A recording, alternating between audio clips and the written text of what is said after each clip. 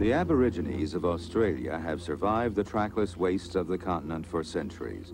To do so, they have developed extraordinary visuospatial skills, a feature of the right hemisphere. Has the combination of experience and evolution changed the way they think? Aboriginal children do not perform as well as white Australian children on conventional verbal tests. One psychologist, Judy Carnes, thought the tests might be ignoring the Aborigines' real skills. The children, I've found, know a great deal more than I do, and a great deal more than most white Australian people.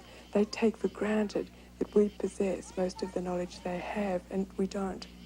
They think that a sense of direction is built into everybody, for instance.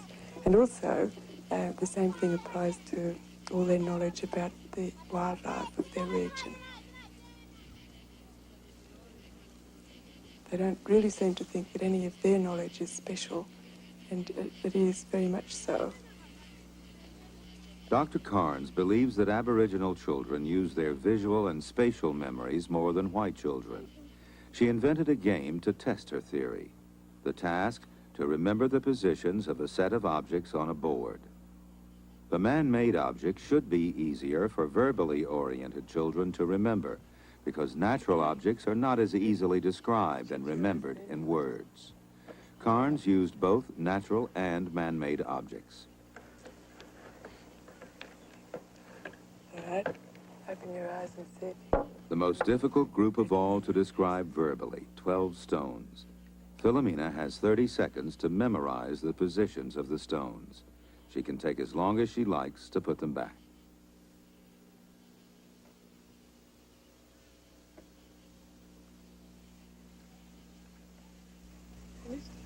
Very good.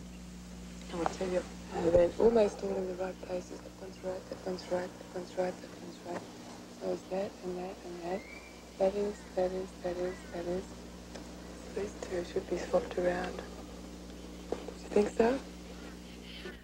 I've tested children between the ages of 6-something and about 16 years and a bit now. And they always perform better than white Australian children. Oh, and also the rate of superiority, if you like, stays about the same. They perform at about about 3 years ahead of the white Australian children, so that an Aboriginal child of 7 years would perform about as well as a 10-year-old white Australian child. Not quite as well, but it's about a 3-year difference. They also tend to perform these tasks in even ways in terms of tempo. They don't hurry in and put a few back and then slow down. They seem to perform at the same rate all the time. And they also don't mutter or mumble, which a lot of white Australian children have done while they were viewing the tasks. I think in efforts to learn the names, hoping that that would help them to remember where the items went. The two groups of children use different strategies and perhaps different parts of their brains to solve the puzzles.